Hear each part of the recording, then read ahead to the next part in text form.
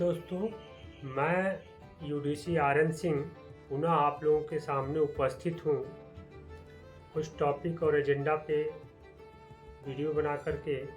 जो आज का मेरा मुख्य टॉपिक है travel entitlement on tour transfer LTC, और जो दूसरा टॉपिक है हमारा इसमें बात करने के लिए टाइम लिमिट फॉर क्लेम्स।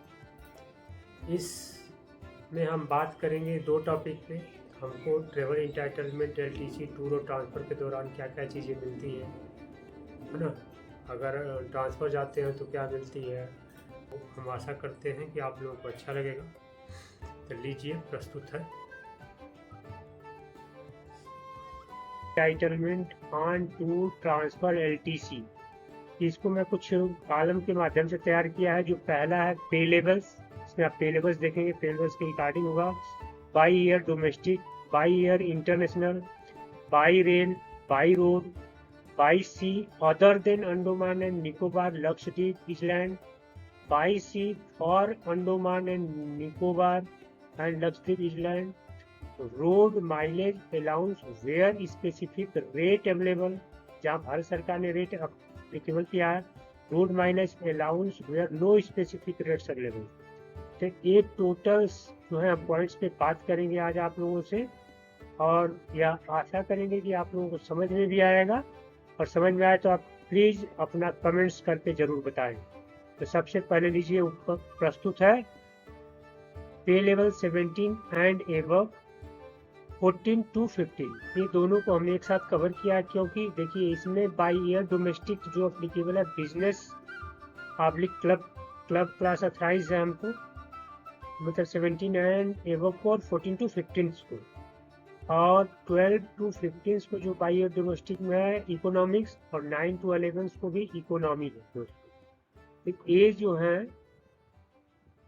हो गई बात बाई ईयर डोमेस्टिक की। अब चलते हैं बाई ईयर इंटरनेशनल की।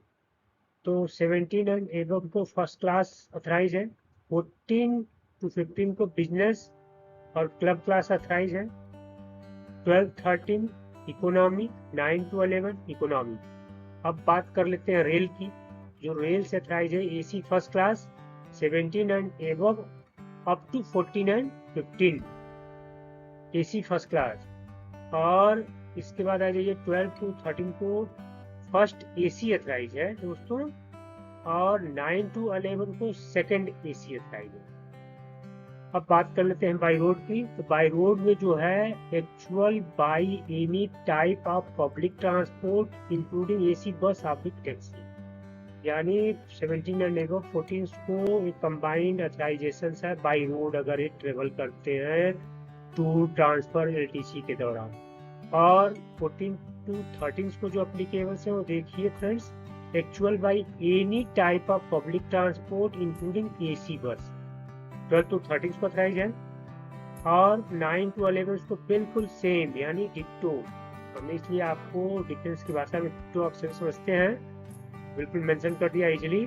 और ले चलते हैं नेक्स्ट पॉइंट पे, by sea other than Andaman and Lakshadweep island highest class up to pay level 9 to 11 को सेम अथराइज है highest class other than Andaman Nicobar में।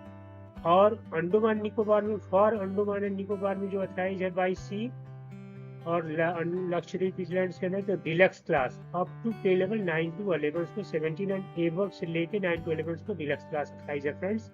अब बात कर लेते हैं रोड माइलेज अलाउंस की, फेयर स्पेसिफिक रेट अवेलेबल जो भारत सरकार द्वारा किया गया है।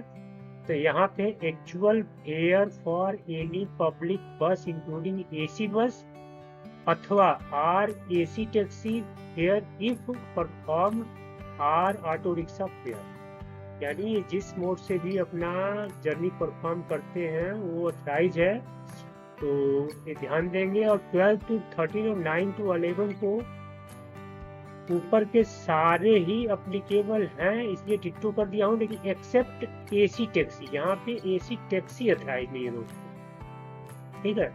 इस बात का ध्यान देंगे जो इस लेवल में आते हैं फ्रेंड्स, ज़्यादातर इसमें अधिकारी वर्ग ही आते हैं, तो जो भी है देखें तो समझे, और जो कार्मिक बनाते हैं क्लर्क बनाते हैं वो इस बात का ध्यान रखें।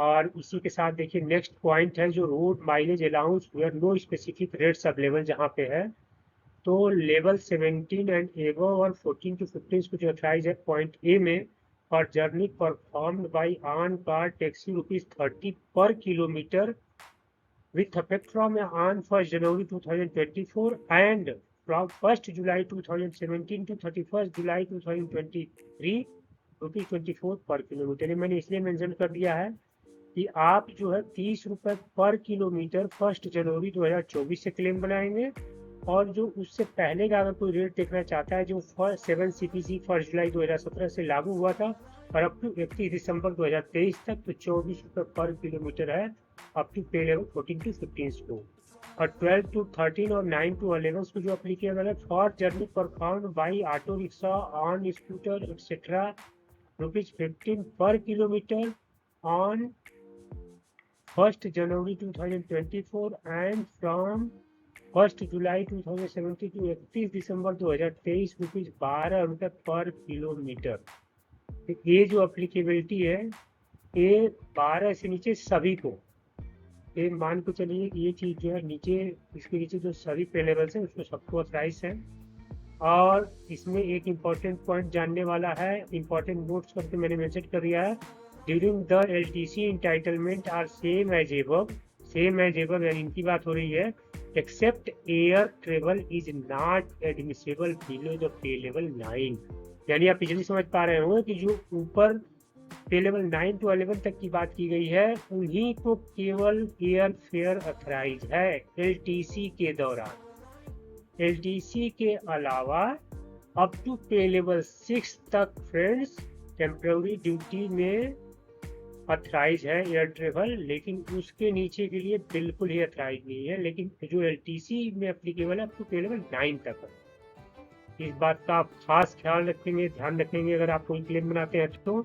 चलिए रिमेनिंग बची हुई पे लेवल्स की बात कर ले, तो नेक्स्ट स्लाइड पे हम आ जाते हैं और सेम टॉपिक सारे हैं यहाँ पे, बस यहाँ आप जो आ जाएंगे पे लेवल्स के अकॉर्डिंग। पे लेवल 6 to 8 की बात करें, by air domestic economics authorise है, इंटरनेशनल में इकोनॉमी अथराइज है, बाई रेल में सेकेंड AC अथराइज है, बाई रोड में actual by any type of public transport including AC bus, by sea other than Andaman Nicobar and Lakshadweep island में lower class if 2 classes available, by sea for Andaman Nicobar Lakshadweep island में first class a cabin class authorise है, road mileage allowance where specific rate available same as above except AC taxi.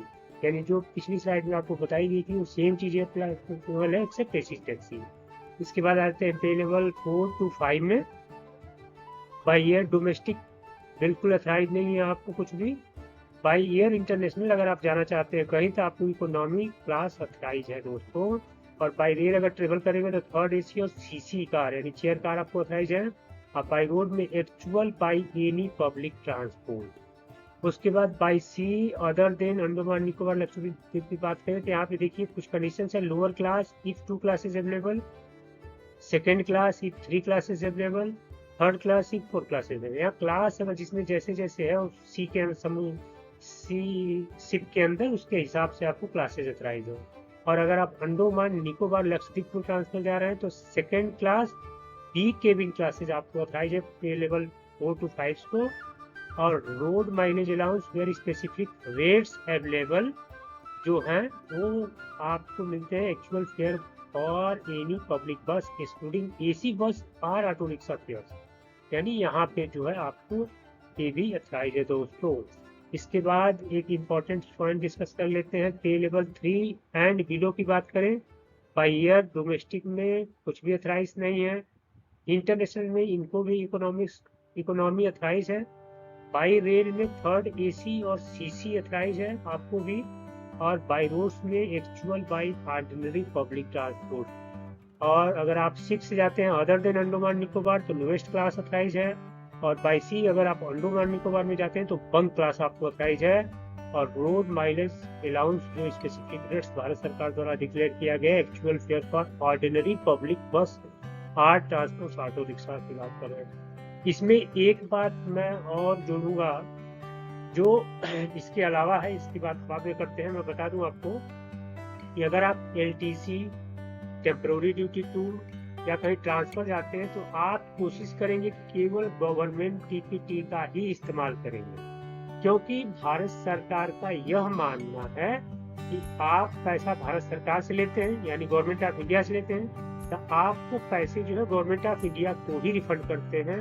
अगर आप mode of transport government का लेते हैं तभी वह पैसा गवर्नमेंट ऑफ इंडिया को जाता है, तभी जो है अकाउंट डिपार्टमेंट जो बैठा हुआ है आपका बिल पास करने के लिए, वह तभी आपको बिल पास पूरा करके देगा अगर आप गवर्नमेंट ऑफ इंडिया का टिकट्स लेकर के आप उनको सबमिट करते हैं। अदरवाइज अगर आपने प्राइवेट का इस्तेमाल किया अपना कुछ भी, तो आपका पैसा कट जाने वाला है। हाँ, टेम्पोररी ड्यूटी में कहीं कहीं कुछ एप्लीकेबल्स होते हैं, लेकिन यह कंडीशंस में नहीं आते हैं, क्योंकि भारत सरकार का यह मानना और यह थॉट है कि अगर आप ट्रेवल करते हैं पैसा गवर्नमेंट के खर्चे में, तो आप वो पैसा गवर्नमेंट के खाते में ही देंगे। और ये इंपॉर्टेंट नोट फिर दोबारा पढ़ देता हूँ कि during the LTC entitlement are same as above except air travel is not admissible below the pay level 9। और एक पॉइंट इसमें इंपॉर्टेंट है, दिस रेट में increase by 25% for every 50% increase in DA, यानी जब भी 50% DA आपका होगा तो यह रेट 25% ऑटोमेटिकली इंक्रीज हो जाएगा। दोस्तों, इसी के साथ आ जाते हैं नेक्स्ट पॉइंट पे, जो बहुत ही इंपॉर्टेंट है, हर क्लेम में नीड होती है, टाइम लिमिट्स फॉर क्लेम। इसमें देखिए, name of claim, if advance drawn, if no advance drawn. इसमें मैंने मैक्सिमम क्लेम को कवर कर लिया है, LTC normal, LTC belated, TN transfer to training, medical. तो सबसे पहले बात कर लेते हैं LTC नॉर्मल की। तो अगर आप एडवांस लिए हैं तो with in 1 month of completion of the journey, यानी आप LTC जाके घर से आ गए तो 1 महीने के अंदर आपको बिल सबमिट कर देना है। और अगर आपने नहीं लिया है तो with in 3 months of completion of the journey, यानी 3 महीने के अंदर आपको अपने बिल को सबमिट कर देना है। LTC बिलेटेड का मतलब ये है कि अगर आपने क्लेम को टाइम से सबमिट नहीं किया तो कुछ कंडीशन है भारत सरकार द्वारा, with in 3 months after recovery of advance and HOD sanction. अगर आपने एडवांस लिया था तो आपसे पहले रिकवर किया जाएगा, उसके बाद जो है HOD हेड ऑफ डिपार्टमेंट से अपने सेंक्शन लेकर के उस क्लेम को आप पुनः सबमिट कर देंगे तो आपका क्लेम सेटल हो जाएगा। और अगर आपने with in 6 month after HOD sanction की बात यहाँ रिलेटेड में कही जा रही है कि अगर आपने अपना क्लेम बाय मिस्टेक 3 महीने के अंदर सबमिट नहीं किया, तहाँ पे भी आपको 6 महीने का टाइम दिया जाता है, लेकिन यहाँ पर भी आपको हेड ऑफ डिपार्टमेंट से सेंक्शन लेने के बाद आप 6 महीने के अंदर अपने क्लेम को सबमिट कर सकते हैं। और अगर इसके बाद भी आप मिस कर जाएंगे तो आपका क्लेम बिल्कुल ही नहीं सबमिट होगा दोस्तों। इसके बाद TN ट्रांसफर टू ट्रेनिंग में जो लागू होता है, एडवांस अगर आपने लिया है तो बिल्कुल सेम है, with in 1 month of completion of the journey. और अगर आपने एडवांस नहीं लिया है तो with in 60 days on completion of the journey. शायद ये आप लोगों को पॉइंट ना दिखेगा मेरी वीडियो देखने की वजह से पिक्चर्स, तो कोई बात नहीं, मैं पढ़ के बता दे रहा हूँ, with in 60 days on completion of the journey. और अगर आपने मेडिकल क्लेम करने जा रहे हैं, अगर आपने एडवांस किया है तो यहाँ पे भी सेम कंडीशन है, with in 1 month of completion of treatment friends. और अगर आपने एडवांस नहीं लिया है तो with in 6 month of completion of treatment. तो हमें आशा है कि आप लोगों को मेरे द्वारा बताई हुई बात काफ़ी हद तक समझ में आएगी और आप लोग इसे अपने जीवन में जरूर उतारेंगे, क्योंकि यह बहुत काम की चीज़ है। और मैं पुनः आप लोगों से आग्रह करता हूं कि आप जो